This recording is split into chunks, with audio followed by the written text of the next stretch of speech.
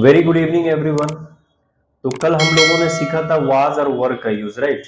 अगर आप लोगों ने मेरा कल का वीडियो यानी प्रीवियस वीडियो नहीं देखा तो आप लोग जा करके देख लीजिए। वहां पे मैंने WH word sentences, question sentences यानी प्रेजेंट और पास्ट का हम लोगों ने ऑलरेडी डन कर लिया था, राइट। तो today we are going to learn about future tense, मतलब फ्यूचर सेंटेंसेस आज हम लोग सीखेंगे। तो समझना है यहाँ पे कि कैसे फ्यूचर में हम लोग बनाएंगे। तो already I have written one structure for the affirmative, right. तो यहाँ पे हम लोग पढ़ेंगे शैल बी और विल बी। तो शैल बी और विल बी जो है basically we use in future.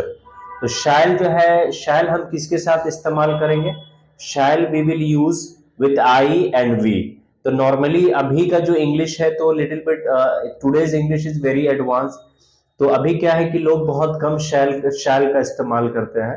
तो हम जो है शैल की जगह पे सारे सब्जेक्ट के साथ विल का इस्तेमाल कर सकते हैं। अगर आप शैल का यूज करना चाहें तो आई और वी के साथ हम शैल का यूज कर सकते हैं, कोई प्रॉब्लम नहीं। अदरवाइज आप विल का सारे सब्जेक्ट के साथ यूज कीजिए, कोई दिक्कत नहीं है, ठीक है।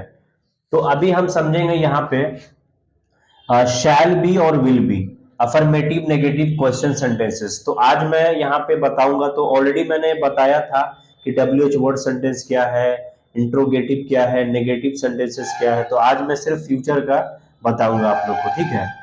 तो यहाँ पे मैंने असर्टिव सेंटेंस या पॉजिटिव सेंटेंस, अफर्मेटिव सेंटेंस भी हम इसको बोलते हैं।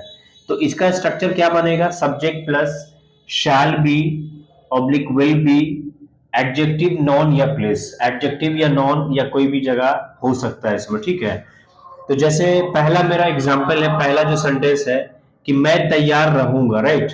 तो आई शैल बी रेडी, ये अफर्मेटिव सेंटेंस का हो गया। तो already I have discussed about the affirmative sentence in the previous videos. Those who did not watch yet, please go and watch that video. then you will understand in a better way, right. तो मैं तैयार रहूंगा तो आई shall be ready, ठीक है। अगर हम चाहते तो आई के साथ विल भी लगा देते, कोई दिक्कत नहीं था, ठीक है। उसके बाद है दूसरा, वह डॉक्टर नहीं बनेगा। तो बेसिकली बी का क्या मतलब होता है गाइस? बी का मतलब होता है होना या बनना, राइट। बी का क्या मतलब होता है? होना या बनना। तो यहां पे जैसे मैं तैयार रहूंगा या होना मतलब तैयार होऊंगा, राइट। तो यहां पे हमने विल का साथ में यूज कर दिया। अब यहां पे है वह डॉक्टर नहीं बनेगा। डॉक्टर क्या हो गया? एक नाउन हो गया।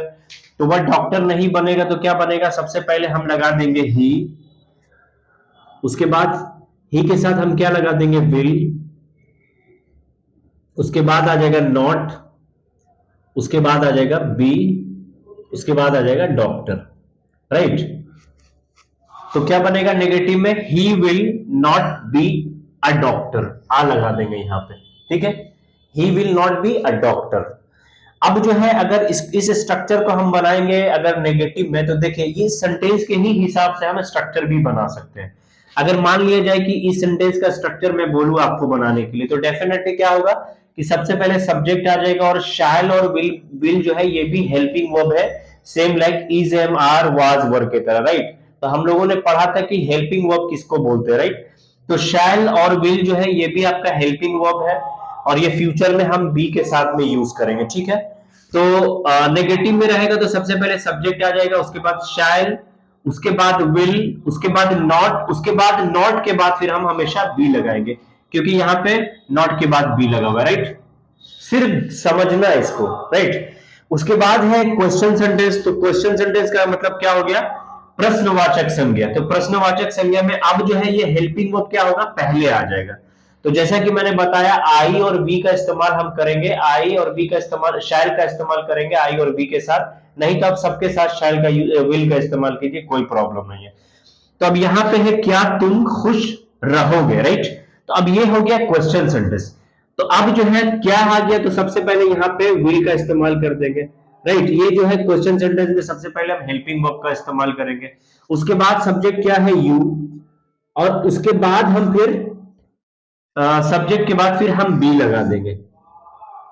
अब उसके बाद आपका एडजेक्टिव क्या है? खुश। तो यहां पे फिर हम हैप्पी का यूज कर देंगे, राइट।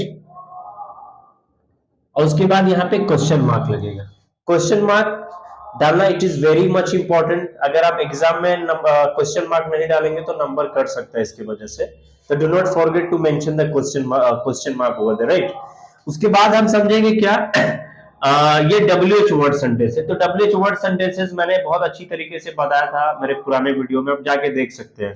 तो वे लोग क्यों वहां उपस्थित रहेंगे, सॉरी वे लोग क्यों वहां उपस्थित रहेंगे। तो अब सबसे पहले ये WH वर्ड सेंटेंस है राइट। तो WH वर्ड सेंटेंस में हम सबसे पहले क्या लगाते हैं, WH वर्ड। तो WH वर्ड में क्या आपका आ गया, वाई, ठीक है, सबसे पहले आ गया वाई। अब जो है हम सब्जेक्ट देखेंगे। तो जाहिर सी बात है कि हम जैसा कि मैंने बताया कि सबके साथ हम विल लगा सकते हैं, कोई प्रॉब्लम नहीं, नॉर्मली वे लोग है तो विल ही लगेगा। उसके बाद फिर हम हेल्पिंग वर्ब लगा देंगे, विल, ठीक है। यहां पे फिर हेल्पिंग वर्ब आ गया, वाई विल। अब हम सब्जेक्ट लगाएंगे, तो सब्जेक्ट में क्या है, वे लोग, तो दे आ जाएगा, ठीक है। उसके बाद फिर सब्जेक्ट के बाद हमेशा हम बी लगाएंगे। तो बी का बेसिकली मतलब होता है होना या बनना, कहीं होने के लिए या बनने के लिए हम बी का इस्तेमाल करेंगे साथ में, ठीक है। अब क्या है, वे लोग क्यों वहां उपस्थित रहेंगे, राइट। तो वाई विल दे बी, और उपस्थित का क्या हो जाएगा, प्रेजेंट, और यहां पे आ जाएगा देयर। देयर का मतलब होता है वहां, राइट। अब यहां पे क्वेश्चन मार्क आ जाएगा। तो हम लोगों ने क्या समझा, देखिए समझना है, सब बनाने से पहले क्या है, हमको पूरी तरह से समझना है कि सेंटेंसेस का कैसे सेंटेंसेस को हम बनाएंगे स्ट्रक्चर के अकॉर्डिंग। तो यहां पे हम लोगों ने क्या सीखा कि अगर ये WH वर्ड सेंटेंसेस रहेगा, अगर मैं आपको बोलूं कि आप WH वर्ड सेंटेंस का स्ट्रक्चर बनाइए, राइट, तो आप क्या बनाएंगे, सबसे पहले आपका आ जाएगा WH वर्ड। WH वर्ड के बाद आपका हेल्पिंग वर्ब आ जाएगा, उसके बाद सब्जेक्ट आ जाएगा, और उसके बाद बी आ जाएगा, उसके बाद आपका नाउन है, एडजेक्टिव है, या फिर कोई प्लेस का नाम है, तो वहां पे फिर हम उसके बाद वो यूज कर देंगे, राइट। तो यहां पे मैंने पहले बताया था गाइस कि you see, before making the translation और before making the sentences, first try to understand in a proper manner, right. अगर आप प्रॉपरली समझेंगे तो आपको सेंटेंसेस बनाने में कोई तकलीफ नहीं होगा। आप मेरे वीडियो में बने रहे, मैं अभी तो ऑलरेडी मैंने ये पूरा बेसिक लेवल का मैं पूरी तरह से पहले कंप्लीट करूंगा, उसके बाद जो है फिर इंटरमीडिएट में जाएंगे, फिर एडवांस लेवल का पढ़ेंगे।